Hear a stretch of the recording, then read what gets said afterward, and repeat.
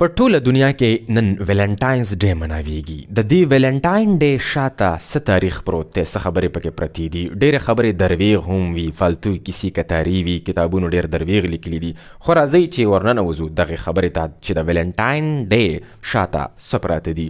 د نن نه 2000 کاله شاته ځو، نو یو ځای دی چې ورته روم ویلی شي، چې نن سبا به باندې د ایټلي وغیره دغه ملکونه آباد دي. په دغه روم کې چې څومره هم خلک اوسېدلو دغې ته به رومنز ویلو. په دغه روم کې دغه سلطنت کې به 3 ورځې میله لګېدله او دغه میلې ته ویلی شي لوپرکیلیا. لوپرکیلیا میله به لګېدله. دا به هر 2مې میاشت کې په 14 تاریخ، په 14 تاریخ او په 15 تاریخ دا میله لګېدله. دغه تصویر ته تاسو ګورئ، دا دغه میلې والا تصویر دی، لوپرکیلیا. دا میله به د څه دپاره لګېدله؟ په دغه یخ موسم کې به د دغه رومن سره ویره وه د فصل د نه کېدو او د اولاد د نه کېدو. یعنې د زرخیزۍ ویره به ورسره، د فصل زرخیزي یعنې د خاورې زرخیزي او د زنانو زرخیزي. د دغې ویرې نه د دغې د حل دپاره به دی بیا یوه طریقه کوله، او دغې طریقې کې به څه چل کېدلو چې د دغې رومن چې څومره هم مذهبي خلک وو، لیډران چې څومره هم وو، د هغوی به راوستلې چیلۍ، ګوټس، بزې به راوستلې او ډاګز، سپي به راوستلو. دا به مړه کلو، حلال به کلو، او د دی نه به بیا سرمنې راویستلې، سکن. دغه سرمنې نه به دی چابکې جوړې کړې. دا چې مونږ ورته چابک وایو په خپل زبان کې، هسې سرمنې نه به پړی غوندې جوړ کړو، چابک چې ورته ویلی شي، تا راته وبې کړو. دغه چابکې به بیا ځوانانو سړی ورته ورکې، او دغه سړي به په کوڅو کې روان شو، او کوڅو کې به ورته زنانه ولاړې وي. دا زنانه به د دې مقصد دپاره ولاړې وي چې دا چابک زما سره ټچ شي، چې ولګي. دی به دا چابکې په دغه زنانو باندې راخلاصولې، ټچ کولې به ورسره د ډاډو سره، د ملا سره، د لاسونو سره. دا به تصور، دا یقین و د دوی دا عقیده وه چې د کمې زنانه سره چې دا چابک ولګي نو د هغې بیا ماشومان کیږي، یعنې هغې ته د ماشومانو مسله نه راځي، د زرخیزۍ مسله ورته بیا نه راځي. دا ټولې زنانه به په دې کوڅو کې ولاړې وي، او دغه سړي به په کوڅو کې روان و، او د چابکې به په زنانو باندې راخلاصولې. دا میله به لګېدله. یوه میله به ورسره بله دا هم لګېدله چې لوټري سیسټم به و. لوټري سیسټم، د زنانو نومونه او د سړیو نومونه به په لوټو کې، په کوزو کې، په بالټیو کې اچولي، او بیا به د هغې نه 2 نومونه راخستلو چې د یو سړي د بلې زنانه نوم به راوختو، او تاسو ښځه خاوندې ځئ. لوټري سیسټم به د بچیو دپاره. دا کاته به شروع وه په 14، په 14 او په 15 باندې. دې ته به ویلي لوپرکیلیا. دا فیسټیول و. دا خلک چې کوم وو دې ته پیګنیزم ویلی شي، پیګنیزم. او دا پولیتیزم و. یو ګوره دی، یو پولیتیزم دی، یو مونویزم دی، او یو چې کوم دی هغې ته ویلی شي ایتیزم. ایتیزم یا چې مونږ ورته ایتیسټ وایو. ډېر خدایان منل دې ته پولیتیزم ویلی شي، یو خدای منل دې ته مونوتیزم ویلی شي، او خدای نه منل دې ته ایتیزم ویلی شي. نو د رومنز چې څومره هم وو دا پولیتیسټ وو، د دوی خپل خپل خدایانو. د بچیو دپاره به خپل عبادت او خپل خدای منلو، د باران دپاره به خپل خدای او خپل عبادت کولو، دغسې د موسم دپاره خپل خدای، خپل هر څه بیماریو دپاره خپل نظام یې و. دې ته پولیتیزم ویلی شي. په شریکه دې ټول نظام ته پیګنیزم ویلی شي، پیګنز ورته ویلی شي.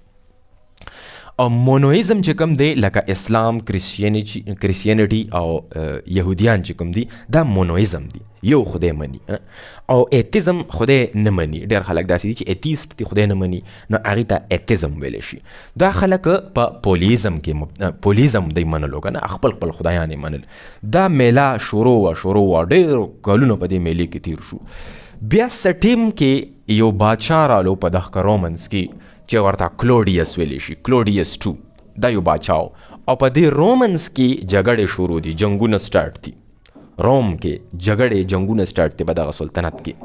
دا بادشاه ډېر ظالم و، دې ته کرویل رولر ویلی شي، کرویل، ډېر ظالم بادشاه و. دې ظالم بادشاه په خپل فوج کې یو څیز نوټ کو، او دا یې وکتل چې بی زما په فوج کې هغه سپایان چې هغوی ودونه نه دي کړي، دا ښه تکړه دي، چست دي، او هغه سپایان چې هغوی ودونه کړي دي دا خو ټوله لګیا دي په موبایلونو باندې پیکجونه یې کړي دي.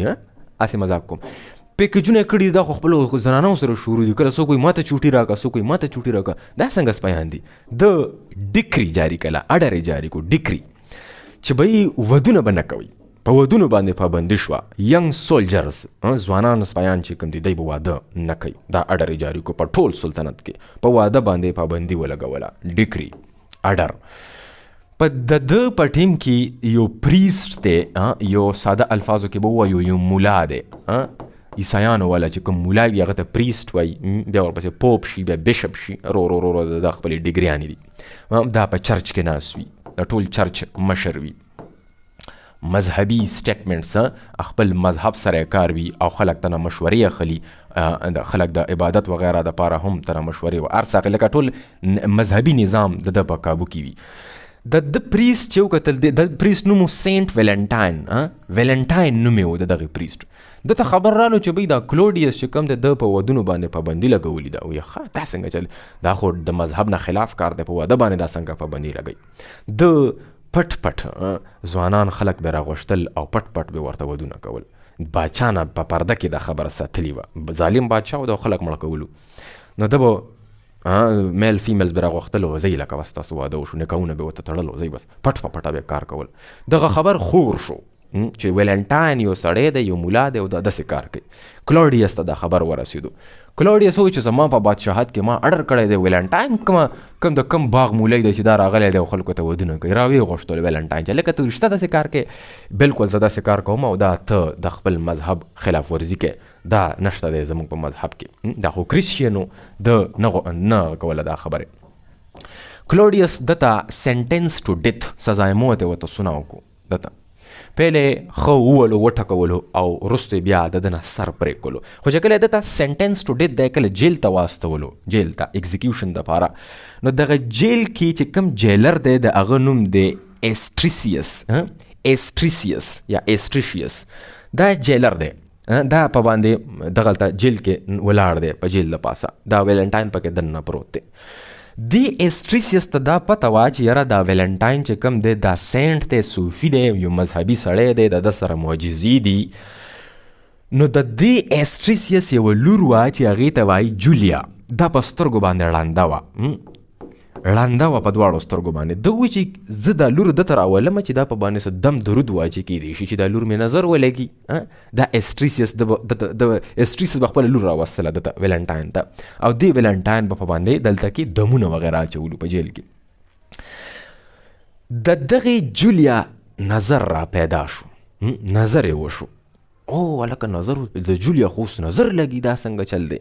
نو دې ایسټریسیس شپږ څلوېښت خاندان کې شپږ څلوېښت خلک او ټول کریسچینټي ته راوړېدلو، عیسایت ته راوړېدلو، د ده مذهب ته راوړېدو چې ویلنټاین خو رښتیا ډېر سم سړی دی، دا وګوره د لور مې نظر ولګېدو. خو دې رزیله دې ویلنټاین د ده لور سره مینه محبت شروع کړله په جیل کې. لکه دا په جیل کې ناست و، هغه لور به راتلله نو سترګې پې خوږې شولې په دې جولیا باندې.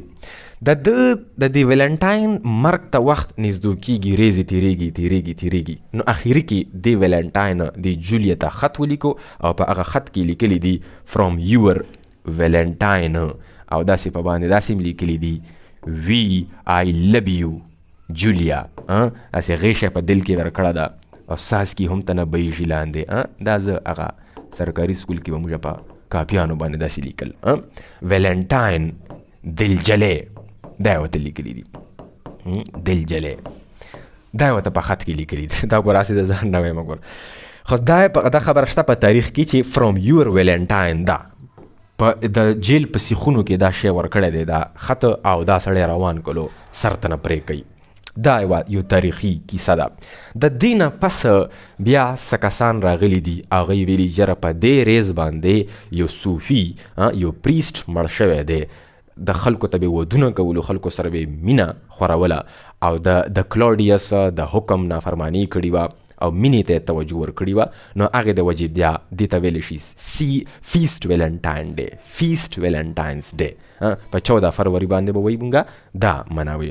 ګلیسیس دا اډر جاری کړی، بیا د په سلونو کاله شاته ګلیسیس 2 ده ووی چې یاره موږ په 14 فروری باندې به مونږه ویلنټاینز ډے منو. د دې نه پس بیا وروستو بلا کلونه مخکې وروستو بیا په 1800 صدۍ کې بیا دا بزنس ډے شول اصل کې. بس خلکو ګولونه او پلان کاوډینګ خلکو ته نه بزنس جوړ کو ویلنټاینز ډے. ډېر سامانونه به خرڅ شوي وي چې کم خلک امازون باندې کارونه کوي، ای کامرس کوي، ای بی، شاپیفای، په دغه پلیټ فارمز باندې به په بیګا شپې باندې چې کم شپه تېره شوه په دې شپې باندې به ډېر سامانونه خرڅ شوي وي. دغسې په کرسمس ډے باندې ډېر سامانونه خرڅېږي بهر دنیا کې، مغربي دنیا کې، او په ویلنټاین ډے باندې هم ډېر سامانونه خرڅېږي. دا اوس بزنس ډے شوله. خو تاریخ کې دا خبرې پرتې دي چې ویلنټاین ډے په دغه ریځ باندې ایګزیکیوشن د ده شوی، د ده نه سر کټ کړی ځکه چې د کلوډیس خبره نه منلي. 2-3 کیسې دي خو دا کیسه پکې ډېره مشهوره ده.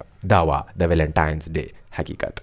ځئ اوس بړستنو ته ننوځئ او بره پکې ته ګورئ، په مخه مو شه.